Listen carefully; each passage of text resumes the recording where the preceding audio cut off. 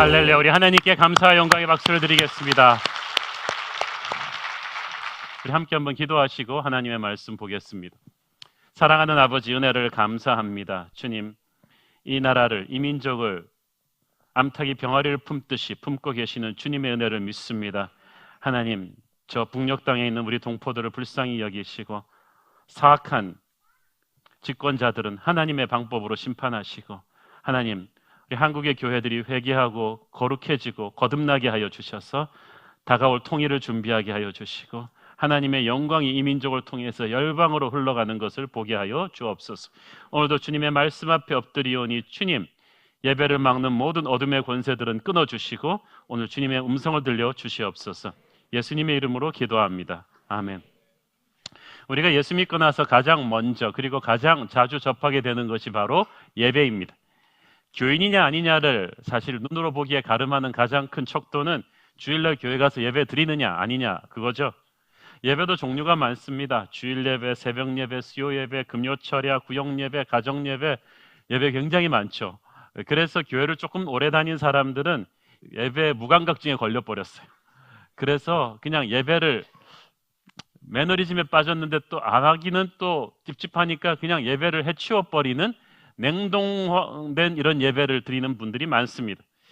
기독교 에센스 14번째 주제는 살아있는 예배, 진짜 예배란 무엇인가를 함께 살피고자 하는 것입니다. 예배란 거룩한 하나님과 죄인인 인간이 만나는 것입니다. 높으신 하나님과 낮은 인간이 만나는데, 원래 수준이 높은 존재와 낮은 존재가 만날 때는 높은 존재가 내려와 주는 수밖에 없습니다. 예배는 그래서 하나님이 시작하시는 것입니다. 예배는 하나님이 초대하시고 예배의 문은 하나님이 여십니다. 하나님은 예배받기를 원하십니다. 우리가 우리 스스로 예배하고 싶어서 온 것 같지만 실은 하나님이 초대한 거예요. 거기에 반응한 것입니다. 우리가 모였다고 해서 하나님이 오셔야 된다고 생각해서는 안 됩니다. 하나님은 자유의지로 좋으셔서 먼저 이곳에 오셔서 여러분을 부르시고 기다리고 계셨습니다. 예배란 하나님의 초대를 받은 사람들이 성부, 성자, 성령 하나님의 임재 가운데로 뛰어들어오는 것입니다. 참된 예배는 축복의 첩경입니다. 예배를 드리고 나면 내 개인의 삶이 살아나고 내 가정이 회복이 되며 이 민족의 운명이 트이게 되는 것입니다. 하나님은 자기를 경외하는 민족을 사랑하시고 자기를 예배하는 나라에게 부흥을 주십니다. 세상을 변화시키는 방법은 하나님의 사람들이 제대로 된 살아있는 예배를 하나님께 드리는 것입니다. 오늘 여러분이 바로 그 주인공이 되기를 바랍니다. 참된 예배를 만드는 첫 번째 요소는 참된 예배자, true worshiper입니다. 오늘의 이 본문의 이 아름다운 이야기는 이 베다니 마을의 나병 환자 시몬의 집에서 일어납니다. 예수님이 십자가에 못 박히시기 엿새 전의 일입니다. 사복음서 중에서 이 요한복음만이 이 여인을 베다니의 마리아라고 정확하게 명시합니다. 이 베다니의 마리아가 성경에 3번 나오는데 나올 때마다 예수님의 발 앞에 무릎 꿇고 앉아 있습니다.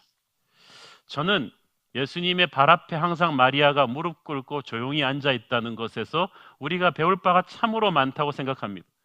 우리는 교회 와서도 너무 교만하고 너무 시끄러워요. 우리가 입으로는 주님, 주님 하면서도 우리가 주님을 대할 때, 예배하러 들어올 때 보면 너무나 오만하고요. 우리는 주님의 발밑이 아니라 주님의 머리 꼭대기로 기어오르려는 사람들이 많아요. 주님을 움직여서, 주님을 조종해서 내 마음대로 뭔가 좀 해보려고. 그래서 우리는 주님의 발 앞에 침묵하고 있기보다는 마치 빛받으러 온 빚쟁이처럼 하나님한테 따지고 원망하고 쏟아놓고 가는 사람들이 많습니다. 그러나 마리아에게서는 그런 무례함이 없어요. 그녀는 예수님의 발 앞이 자기 자리임을 알아서 발 앞이라도 예수님의 임재 안에 있는 것이 좋아서 거기에 조용히 있었던 것입니다. 예배란 그런 것입니다. 인간이 시끄러운 소리를 내지 말아야 합니다. 솔로몬의 성전에서는 망치와 정소리가 들리지 않았습니다. 왜냐하면 채석장에서 이미 잘라낸 치수에 딱 맞게 준비된 돌들을 가지고 와서 조립해서 붙였기 때문입니다. 보배로우신 주님과 우리가 만나는 곳에서 우리는 인간의 시끄러운 소리를 내면 안 됩니다. 영적으로 준비가 안 돼 있으니까, 겸손이 없으니까 시끄러운 거예요. 예배 드릴 때 인간이 시끄러운 소리를 그렇게 내면 안 되는 거예요. 저는 그래서 우리 교회 예배 드리는 팀들한테 그것을 굉장히 많이 주지시킵니다. FD들, 또 성가대, 밴드팀 자기 순서 아니라고 그래서 막 시끄럽게 떠들면서 껌 씹으면서 스포츠 얘기하다가 갑자기 11시야 시작해야 돼 이러고 들어오는 예배팀들은 하지 말아야죠. 옛날에 그렇게 예배하는 제사장들, 잘못된 불을 들였던 제사장들은 하나님이 다 죽여버렸죠. 요즘 은혜로 봐준다고 해서 예배를 섬기는 사람들도 너무나 질서가 없어요. 인간적인 소리를 너무 시끄럽게 내다가 시간만 되면 자기 순서 되면 나가서 연주하고 하는 예배를 해치워버리는 그런 인본주의적 예배자들이 너무나 많다는 거예요. 예배는 그렇게 준비 안 된 채로 허겁지겁 달려 들어와서 해치워버리듯이 하는 그런 거 아닙니다. 이 기회에 말씀드리지만 여러분 예배 시간에 좀 일찍 오세요. 그렇게 그냥 설교 시간에 아슬아슬하게 맞춰서 달려 들어오지 마시고 한 30분 전쯤에 오셔서 기도하시고 준비하시고 그러면 주차도 넉넉하고 기도하면서 준비된 예배를 그렇게 드리셔야 됩니다. 그리고 예배 맞춰오면서 너무 인간적인 시끄러운 소리를 내지 말라는 것입니다. 예배는 그렇게 허둥지둥 그렇게 대충 해치우는 것이 아닙니다. 가장 사랑하는 연인과 만나는 것처럼 진정한 예배자는 몰입하죠. 확 빠져드는 것입니다. 준비되어서 하는 거예요. 경건한 침묵이 있어야 돼요. 겸손이 있는 것이 바로 참된 예배자입니다. 1절에 보니까 이곳은 예수께서 죽은 자 가운데서 살리신 나사로가 있는 곳이다 라고 했습니다. 나사로는 죽었다가 살아난 지 지금 얼마 안 됐어요. 죽은 동생 나사로가 살아나는 것을 지금 마리아와 마르다는 체험했어요. 감격에 가슴이 벅차 있는 거예요. 기적을 구경한 사람과 기적을 체험한 사람은 하늘과 땅 차이예요. 기적을 체험한 그들이 기적을 주신 예수 그리스도를 눈앞에 놓고 이 예수님께 그 고마운 마음을 어떻게 표현해야 될지를 몰랐어요. 그래서 어떻게든 자기의 모든 것을 들여서 예수님께 그 감사한 마음을 전달하고 싶었던 것입니다. 예배는 은혜를 받으러 온다고 하지만 물론 그것도 있습니다만 실은 이미 은혜를 체험한 사람이 그 은혜를 화답해 드리는 것입니다. 반응하는 거죠. 한국 교회에서는 예배 본다는 말을 자주 쓰는데 그거 잘못된 말이에요. 그건 마치 영화 구경하듯이 우리 예배자들을 수동적인 제3의 구경꾼으로 전락시키는 것입니다. 예배는 보는 것이 아니고 참여하는 것이고요. 예배는 보는 것이 아니고 드리는 거예요. 체험하는 거예요. 하나님의 영광은 내가 구경하는 것이 아니라 그 영광 속으로 들어가는 것입니다. 체험하는 것입니다. 거룩의 일부분이 되는 거예요. 불 구경하는 게 아니라 그 불이 내 안으로 들어오는 것이 바로 예배입니다. 하나님이 주신 은혜가 너무나 커서 거기에 대해서 나의 가진 모든 것을 터뜨리면서 반응하는 것이 바로 예배자입니다. 하나님은 참된 예배자를 찾으십니다.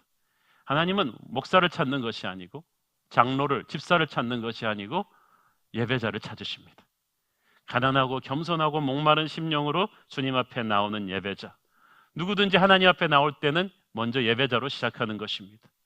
이 예배자가 있다면, 하나님을 사랑하는 이 목마른 심령이 있다면 장소는 상관이 없어요. 아브라함은 어느 곳에든지 단을 쌓고 예배를 드렸어요. 바로 그 전날까지 이방신들이 춤을 추던 그 이방 신전이 있던 곳에서 아브라함이 예배를 드렸어요. 여러분, 예배는 하나님과 사귀는 거거든요. 데이트하는 거예요. 장소가 상관이 없어요. 시간이 상관이 없어요.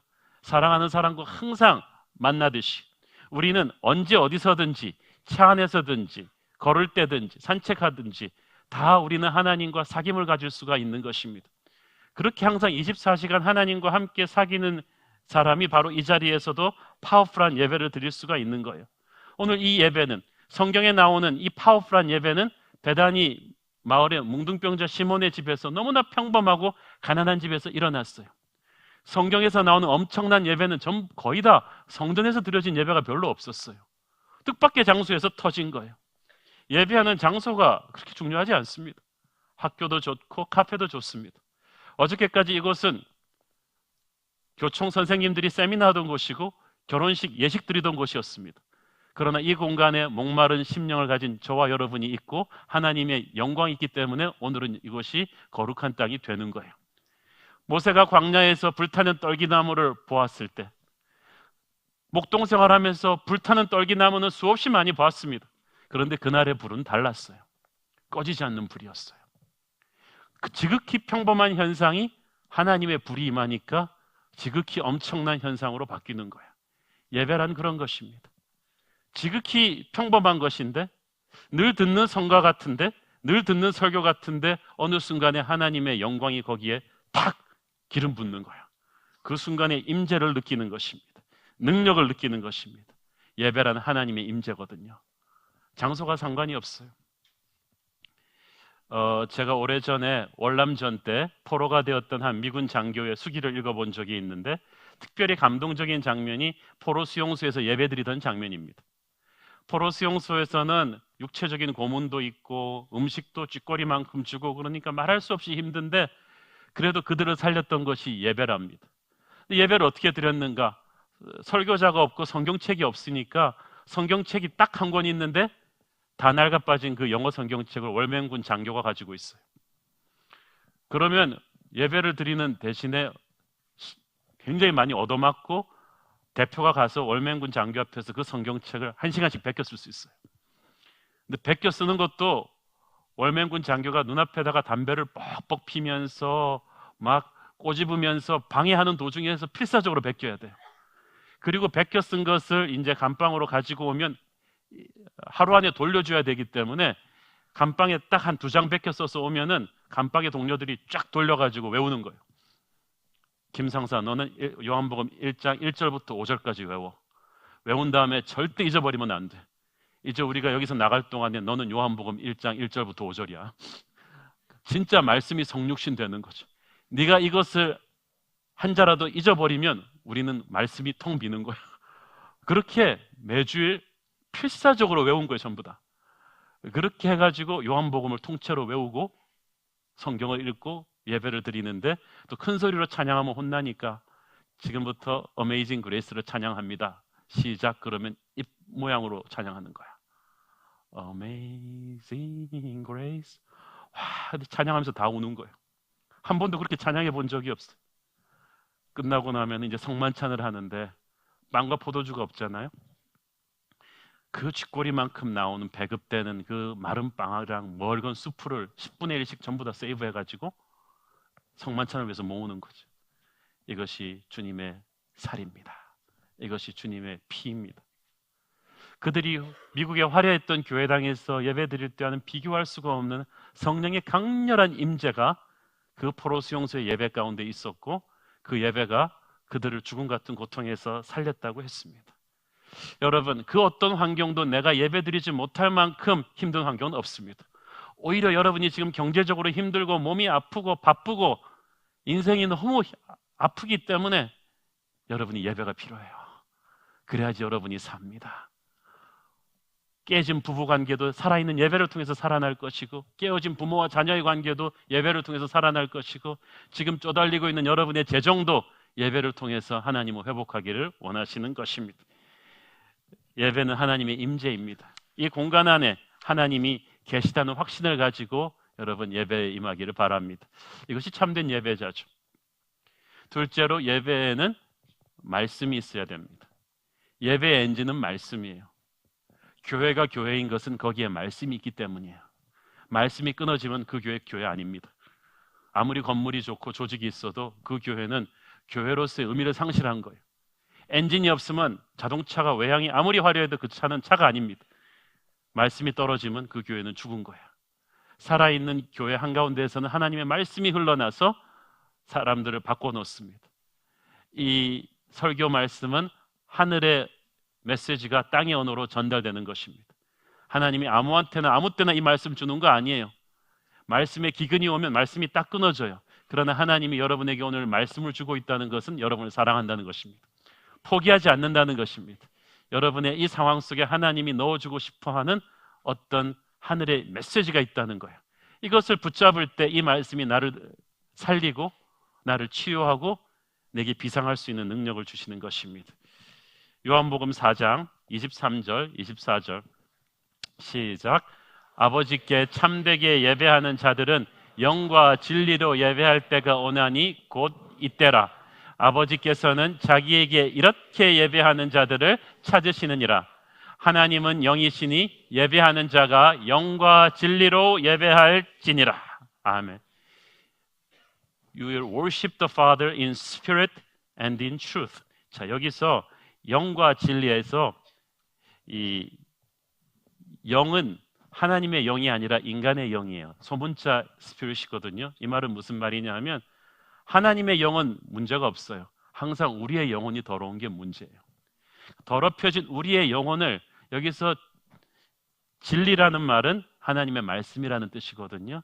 하나님의 살아있는 말씀이 우리의 더러운 영을 깨워서 성령의 감동을 주어서 하나님에게 반응하게 하는 거예요. 이게 바로 예배라는 것입니다. 마리아는 어떻게 이렇게 파격적인 헌신을 할 수 있느냐? 마리아는 항상 말씀을 듣는데 집중하는 여인이었거든요. 마리아는 항상 복음서에 나올 때마다 예수님 말씀에 몰입하고 있었어요. 너무 정신없이 몰입하고 있느라고 언니가 뛰어왔어요. 너는 왜 부엌일 안 돕고 말씀만 듣고 있니? 그러니까 마리아가 일을 안 한 게 아니고 마리아도 일을 하다가 말씀이 좋으니까 너무 몰입돼 버린 거예요. 여러분, 설교를 듣는 사람은 많은데 몰입하는 사람은 없습니다. 벙 쪄가지고 그냥 완전히 도취되어 버리는 거예요. 그때 세상과 나는 간 곳이 없고 오직 구속한 주님만 쫙 들어오는 그 몰입을 하니까 마리아는 설교 속에서 예수의 십자가 복음을 깨달은 거예요. 여러분, 수많은 사람들이 메시지는 듣습니다만은 메시지의 핵심을 깨닫는 사람은 적어요. 십자가 복음의 진수를 예수님의 설교에서 끄집어낸 사람이 적어요. 12제자들도 제대로 그때까지 예수님의 그 수많은 설교 중에서 십자가 복음의 그 진수를 깨닫지 못하고 있었어요. 이 여자만 깨달았어요. 그것을 어떻게 합니까? 7절을 보시면 예수께서 이르시되, 같이 읽겠습니다. 그를 가만두어 나의 장래할 날을 위하여 그것을 간직하게 하라. 이 말이 무슨 말이에요? 유대에서는요, 고귀한 분이 돌아가시면 그분을 장례 치를 때 고귀한 분일수록 값비싼 향유를 부어서 장례를 준비합니다.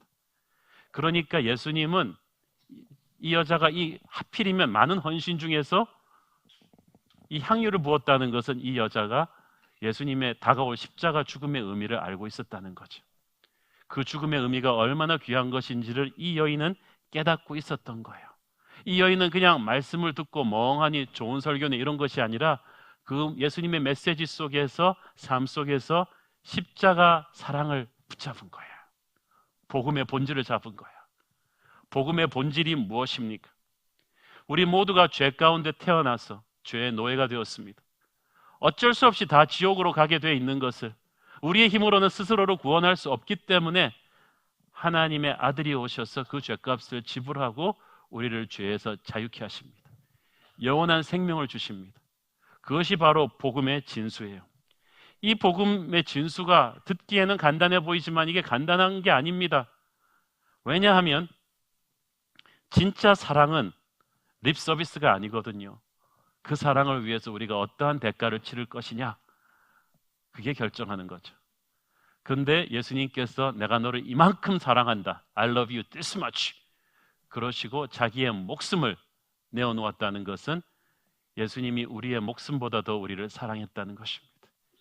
이 사랑을 이해할 때 우리는 충격입니다. 왜냐하면 우리가 우리 주제를 알잖아요. 저와 여러분이 예수님의 생명을 받을 만한 가치가 있습니까? 우리 속에 있는 이 폭력과 이 음란과 분노와 우울증과 거짓이 가득 차서 우리 9시 뉴스에 보고 있는 그 세상의 그런 모든 쓰레기 같은 요소들이 다 우리 영혼에서 흘러나온 건데, 이 몹쓸 세상을 위해서, 이 몹쓸 인간인 우리를 위해서 하나님의 아들이 목숨을 걸 가치가 없어요. 그런데도 주님은 우리를 위해서 죽으려고 이 땅에 오셨습니다. 우리 모두는 다 살려고 이 땅에 태어났어요. 우리에게는 다 꿈이 있어요. 좋은 배우자와 결혼해서 아름다운 가정을 이루고 우리 자식을 잘 키워서 출세시키고, 그런 다 꿈이 있어요. 예수님의 유일한 꿈은 십자가였습니다. 우리는 다 살려고 세상에 태어났는데 예수님만 죽으려고 세상에 태어나셨어요. 33년은 예수님의 인생은 다 십자가의 그림자로 가리워져 있었습니다. 그러나 하나님은 후회하지 않았습니다. 예수님은 기쁘게 그 십자가를 받았습니다. 우리를 향한 믿을 수 없는 예수님의 사랑, 그것을 깨닫는 것이 복음의 진수입니다. 마리아는 말씀을 그냥 들은 게 아니라 몰입해서 들었기 때문에 그 복음의 진수를 깨달은 거예요. 나를 향한 예수님의 그 엄청난 사랑을 깨닫고 부서질 때 참된 예배자의 헌신이 그때부터 시작되는 거예요. 이걸 깨닫지 못한 사람한테 의무감으로 교회를 시키기 참 어렵습니다. 집사님 일찍 나와서 주차 봉사하세요. 이거를 십자가 복음을 깨닫지 못한 사람한테 시키기는 너무 어렵습니다.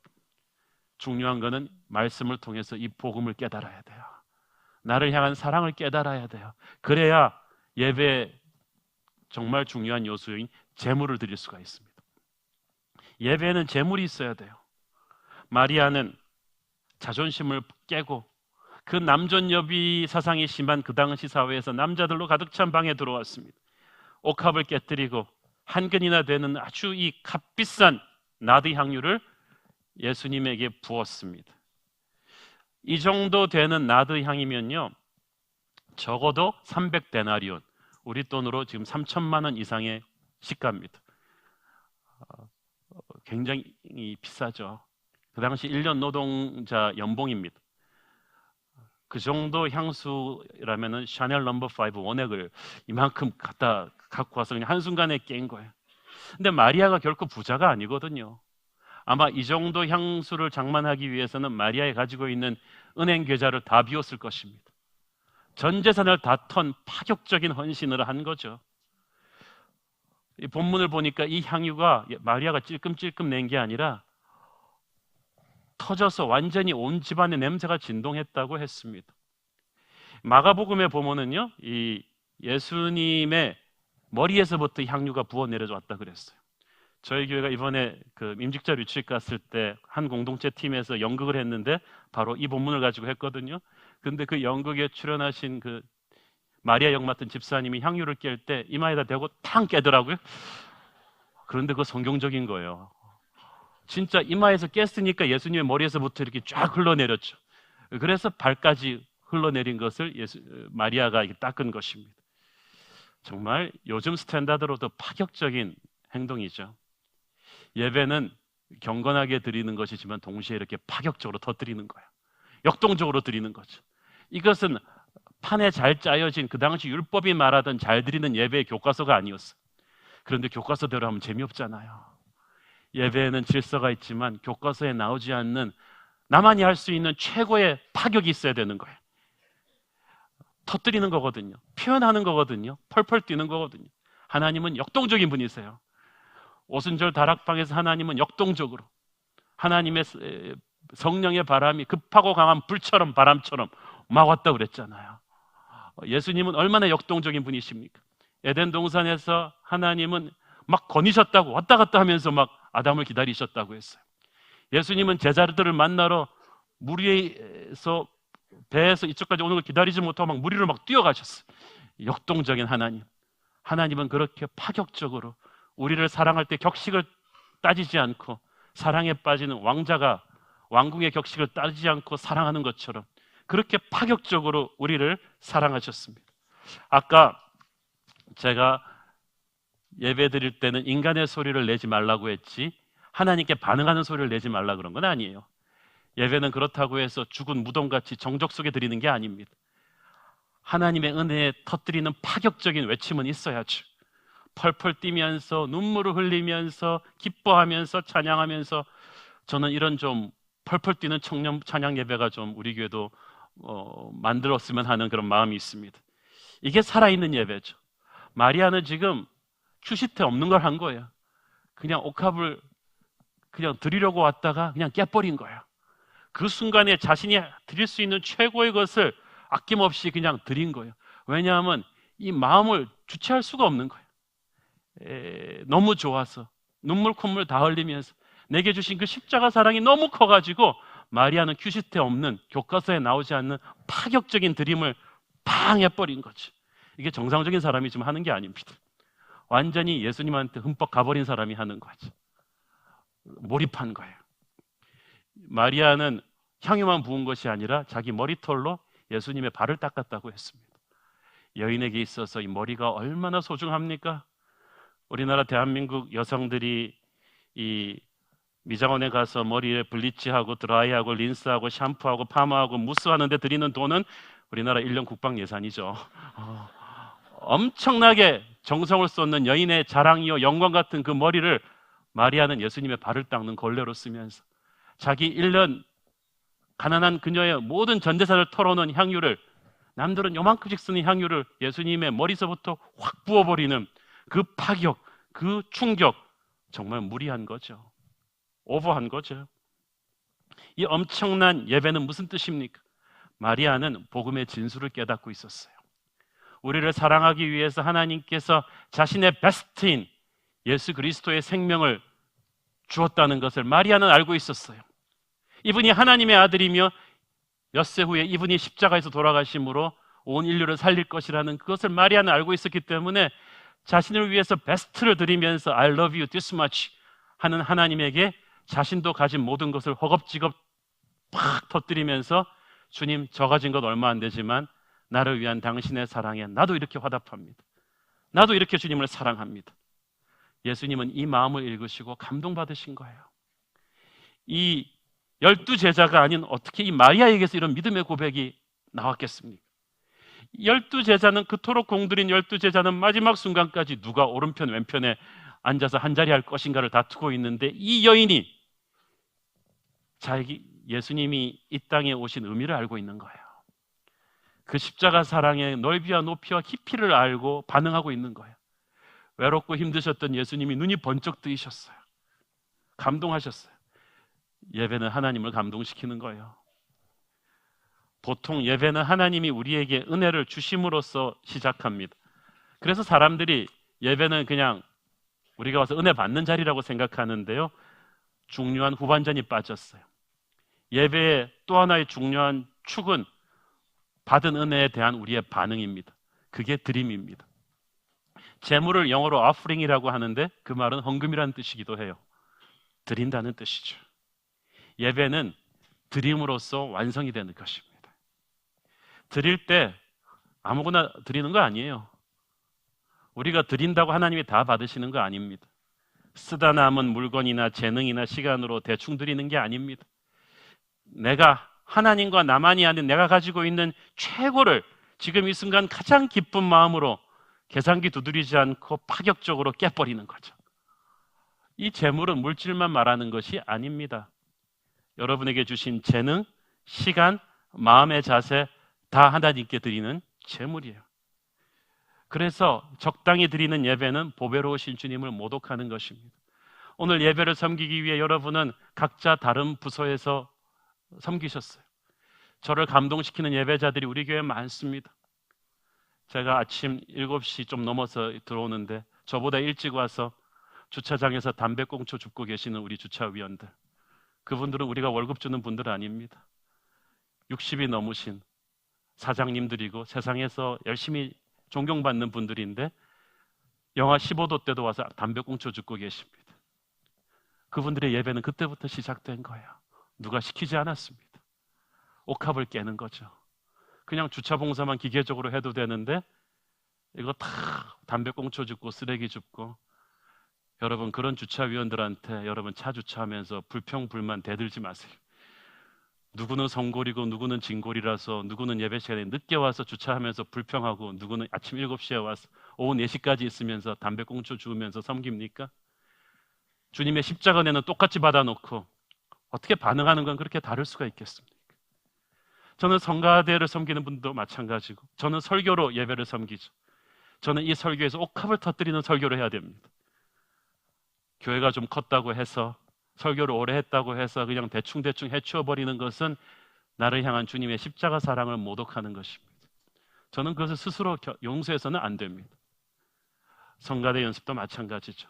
제가 항상 성가대에게 요구하는 것은 영으로 찬양하기를 바란다는 것입니다. 기업체 인터뷰 시간도 안 얻으면서 허겁지겁 달려와서 대충 연습하고 기도하지 않은 마음으로 대충 부르는 찬양은 옥합을 깨는 게 아니죠.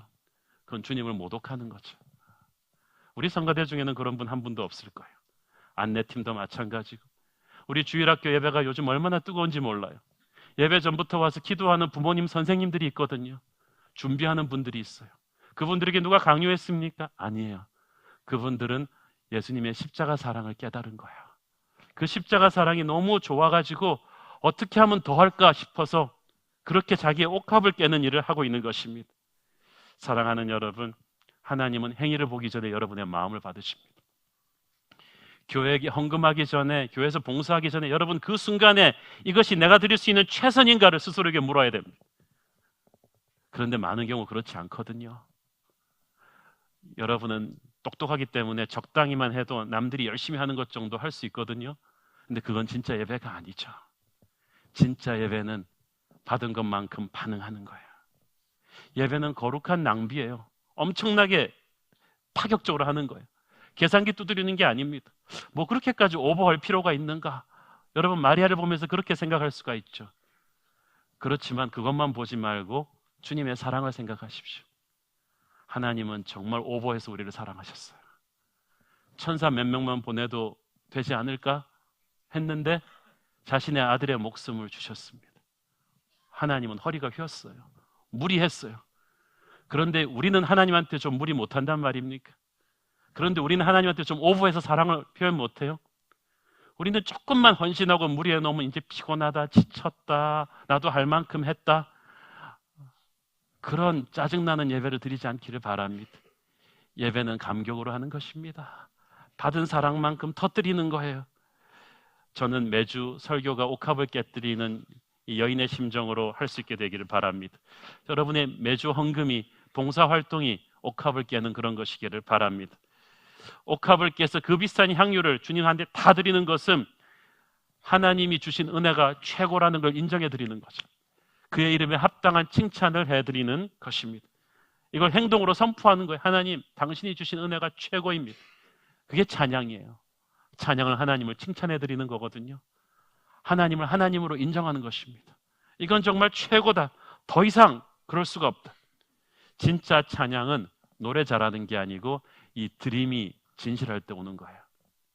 엑기스를 뽑아낼 때, 하나님이 우리에게 주신 최고의 사랑에 내가 가진 최고를 가지고 화답할 때 불꽃이 튀는 거죠. 이것이 예배입니다. 이렇게 우리가 예배하고 찬양할 때 하나님의 임재가 나타나는 것입니다. 자, 그런데 이 예배를 방해하는 예배 킬러가 있어요. 4절부터 5절까지 함께 읽어보겠습니다. 시작. 제자 중 하나로서 예수를 잡아줄 가룟 유다가 말하되 이 향유를 어찌하여 300데나리온에 팔아 가난한 자들에게 주지 아니하였느냐 하니. 자, 보세요. 6절에서 요한은 그렇지만 이 유다가 실은 어떤 사람이었는지를 보여주죠. 6절 같이 읽겠습니다. 시작. 이렇게 말하면 가난한 자들을 생각함이 아니요 그는 도둑이라 돈괴를 맞고 거기 가는 것을 훔쳐감이니라. 자, 보세요. 유다의 주장이 표면적으로는 아주 그럴싸합니다. 300데나리온, 3천만 원이나 되는 향수를 꼭 지금 이렇게 깨뜨릴 필요가 뭐가 있냐. 이거는 대형교회 낭비다. 이걸 가지고 가난한 자들에게 구제헌금으로 쓰면 좋지 않겠느냐 하는 굉장히 사회주의적인, 듣기에는 굉장히 그럴듯한 발상입니다. 그러나 유다가 진짜 가난한 자들을 돕는 사람이었는가 하면 그렇지 않았다는 거죠. 그걸 나중에 요한은 알게 되죠. 실은 회계를 맡고 있다가 고양이에게 생선 맡겨놓은 격으로 살금살금 자기가 훔치던 사람이었다. 그런데 자기가 어떻게 구린 부분이 있으면요, 역으로 그 돈 부분에서 자기가 구리니까 그것을 오히려 역으로 남을 공격하는 데 씁니다. 자, 여러분, 저는 그래서요, 하나님의 일을 할 때 우리가 비판받는 건 당연해요. 그런데 이 비판받는 거에 대해서 무슨 말을 하느냐보다 저는 누가 하는가가 중요하다고 생각합니다. 그래서 저는 악플 이런 거 옛날부터 읽어본 적이 없습니다. 몇 개 읽다가 그냥 말았어요. 왜냐하면 그 사람이 어떤 사람인지를, 하나님의 사람이 아니라면 그 사람이 하는 말에 여러분 무게를 주지 마십시오. 신경을 쓰지 마십시오. 우리 교회 리더십 철칙 알죠? 뭐든지 저는 얘기하면 꼭 그 사람이 책임자로 만들어 놓습니다. 가난한 사람들을 우리도 구제해야 되지 않겠습니까? 집사님은 평소에 개인적으로 얼마나 구제하고 계십니까? 그럼 집사님의 구제헌금으로 시작하겠습니다. 삶으로 하지 않으려면 말하지 말라는 거죠. 왜냐하면 그 말에 우리의 위선이 있어요. 가식이 있어요. 그럴 듯한 말로 유다가 가난한 자들 돕자 그랬지만 실은 그게 아니었던 거예요. 진정한 이웃사랑의 힘은 그런 게 아니라고 예수님이 말씀하셨습니다. 8절 보세요. 시작. 가난한 자들은 항상 너희와 함께 있거니와 나는 항상 있지 아니하니라 하시니라. 그 말은 무슨 말이에요? 가난한 사람은 항상 너희 옆에 있으니까 가난한 사람은 항상 도와야 된다. 지금도 예수님은 베다니 뭉둥병자 시몬의 가난한 집에 와 계십니다. 그리고 예수님은 가난한 자들을 사랑하셨고 그들을 위해 십자가에 돌아가실 분이십니다. 가룟 유다가 아닌 예수님이 가난한 자들을 위해서 죽으셨어요. 그렇지만 예수님은 이 마리아가 그 값비싼 향유를 가지고 가난한 자들을 구제하는 것이 아닌 예수님에게 다 쏟아부으면서 예배하는 것을 칭찬하셨습니다. 왜냐하면 이런 거예요. 가난한 자들을 사랑해야 되지만 그것은 사역이에요. 사역과 예배는 달라요. 그것을 구태여 하나님께 예배드리는 그것과 경쟁시킬 필요는 없다는 거야. 전 어떤 분들은 그런 얘기합니다. 뭐 예배 드릴 때 이렇게 잘 드릴 예산이 있으면 그 돈을 가지고 가난한 자들을 돕자.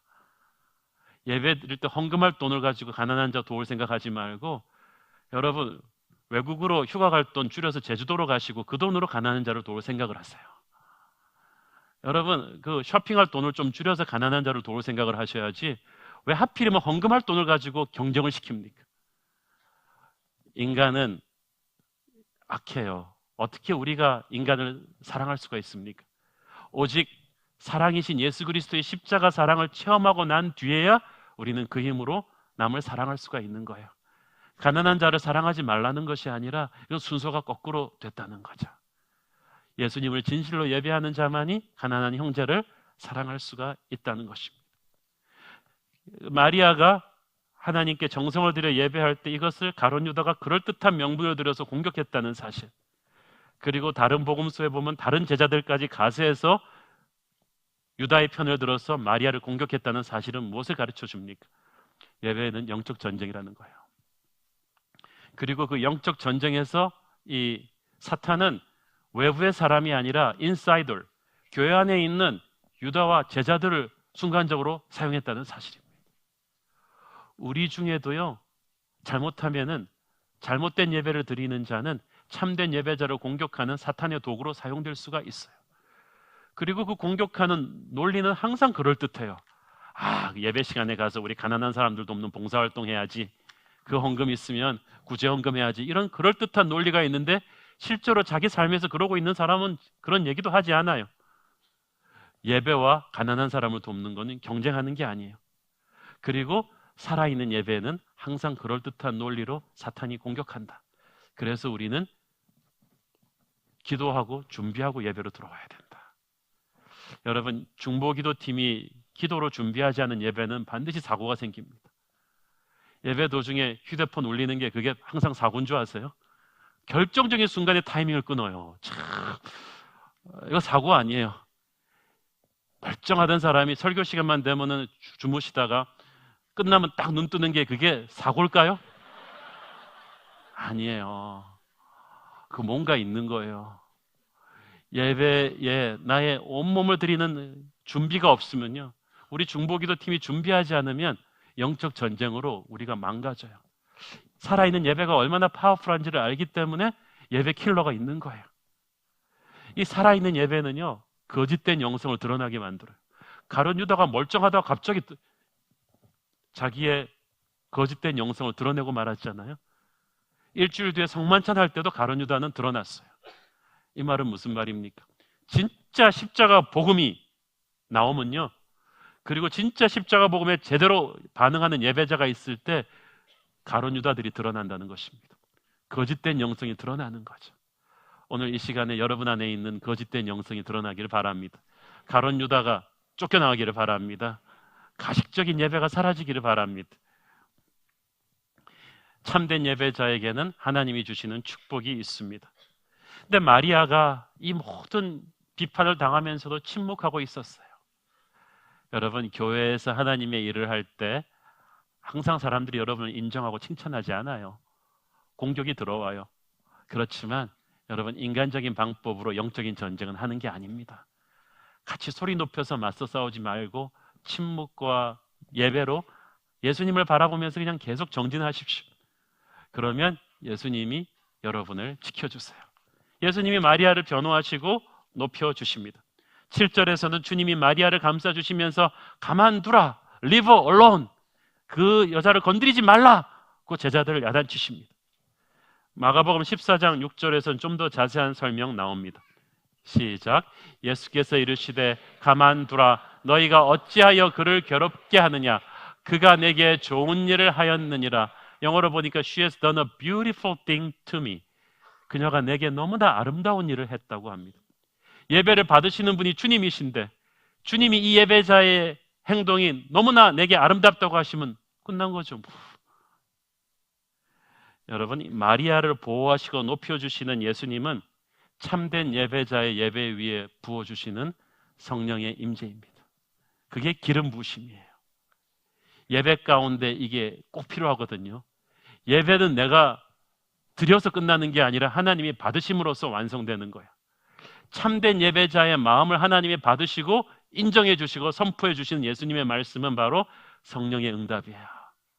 나를 향한 하나님의 사랑에 나도 최고로 화답했을 때 하나님이 그게 너무 기쁘셔서 불과 바람과 능력으로 임재해 주시는 거예요. 그게 예배의 은혜의 완성이에요. 오늘 그런 성령님의 인정하심이, 기름 부으심이 저와 여러분에게 임하기를 바랍니다. 아, 내가 너의 예배를 받겠다. 너의 예배를 받겠다. 내가 기분이 너무 좋다.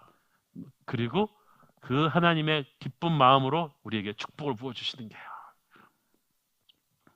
그리고 예수님은 거기서 하나 더 나가셔서 그 누구도 듣지 못했던 엄청난 칭찬을 마리아에게 주십니다. 마가복음 14장 9절 시작. 내가 진실로 너에게 이르노니 온 천하에 어디서든지 복음이 전파되는 곳에는 이 여자가 행한 일도 말하여 그를 기억하리라 하시니라.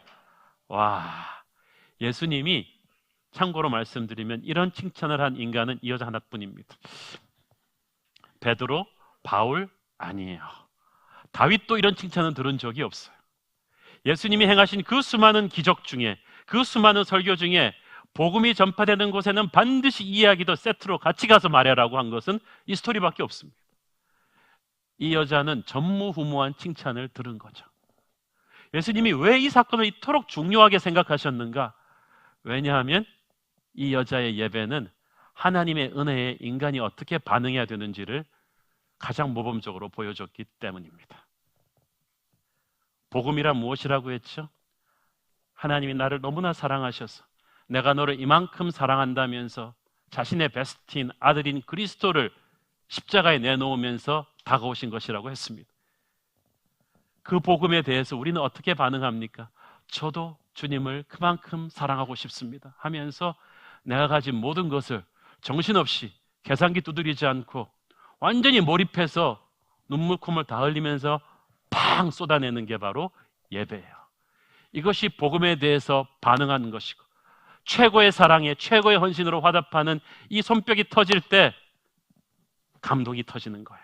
거기에 부흥이 임하는 거예요. 능력이 임하는 거예요. 변화가 임하는 거예요. 축복이 임하는 거예요.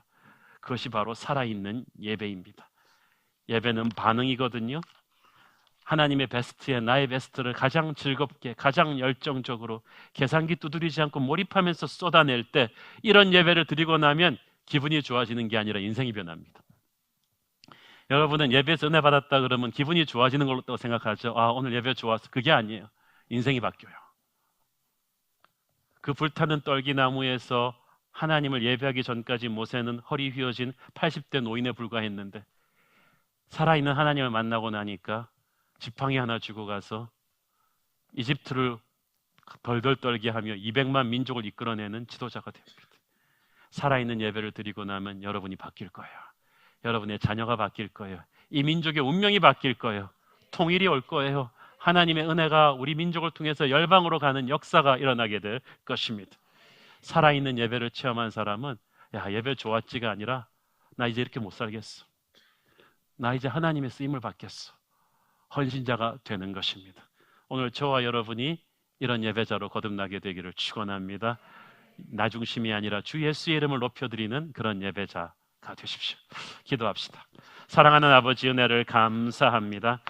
자신만을 보면서 살아왔던 우리, 예배를 통해서 하나님을 조종하려 했던 우리가 이제 하나님 앞에 항복합니다. 주님의 이름을 높여드립니다. 영광 받아 주시옵소서. 예수님의 이름으로 기도합니다. 아멘.